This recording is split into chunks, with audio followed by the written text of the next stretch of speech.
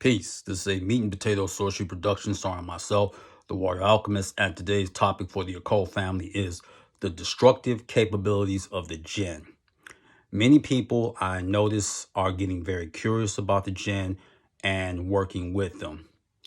Let me say this about the Djinn. You can work with them. They are elementals or those who are comprised of the element of fire. But know this, if you work with them, they are very difficult to control. And I will illustrate some reasons why as to this. As you know, they are creations of fire, and they came before so-called human beings. And Iblis, who is one of the aspects of Satan or Shaitan or Samael, is their king or one of the Jinn kings. Now, one thing about the Jinn, unlike some spirits, like when you work with them and you want to take back a spell, you don't so much take back the spell, but you can lessen the effects that you put upon your target. With the Jinn, if you work with them and you dispatch them, you cannot take that back because the Jinn are heavy hitters. So I would never tell no one don't use them, but there has to be an extreme case because if you use them, there is no pullback, there is no callback, there's none of that. The Jinn primarily despise human beings, and they have been known in many tomes to turn against the magician themselves. That's why you have to include a circle with a triangle, and who can make sure that they will do the job without hurting the sorcerer or the magician themselves is either the king of the Jinn that you're working with, because there's over 50 plus jinns, both with feminine and masculine energy. So let's talk about these certain classes. The first class of jinns are those who may not punish you in this life, but they will torture you severely on the astral plane when you make your transition. The second class of Jinn, let's say you do dispatch them. What these jinns do is that they can erode a person's organs from the inside. So basically your heart, your liver, your spleen, etc. are rotting from the inside. They also can kill you in a matter of days. This could be a car accident. You can drown. I think you get the point. Or you can suffer blindness or sterility. The third class is the ones that they'll go after you last. What they're going to do is they're going to use those that you love as collateral damage.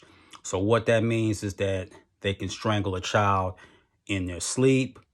They can hurt your wife or your husband, causing a severe fall, or they die in a fire. So this is why you have to be very careful when you summon them, because there are some that will help you, but it's not so much that they care about you. It's just that you're giving them a target. You're giving them someone that they can lash out upon. And there's a fourth case scenario with the Jinn. And this is why I always tell people when you work with them, be very careful of what you ask them. You have to be specific, because what they can do is they can take something that you want and you fantasize about, because Jinn have this understanding of humanity all too well. You want what you want at that moment, but it may be detrimental for you in the long run. Case scenario. Let's say if you're idealistic and naive and you wish for world peace and for hunger to end. Okay, that's unreasonable. But let's say the Jinn all come together and give you world peace. They can twist it and manipulate the timeline where now an enemy from another country or from another realm or universe can come here and conquer this planet because you didn't think that far ahead. So there are ways to work with them. So you can use the Jinn Kings. King Paimon is a Djinn king. You can utilize him, or you can call upon the angels of wrath. And yes, there are angels of wrath who will punish humanity. So everything is not just about calling Michael or Gabriel, etc. There are some angels who will serve as a vanguard amongst the celestial hierarchy. So when working with the Djinn, be very careful, because these are things that can happen.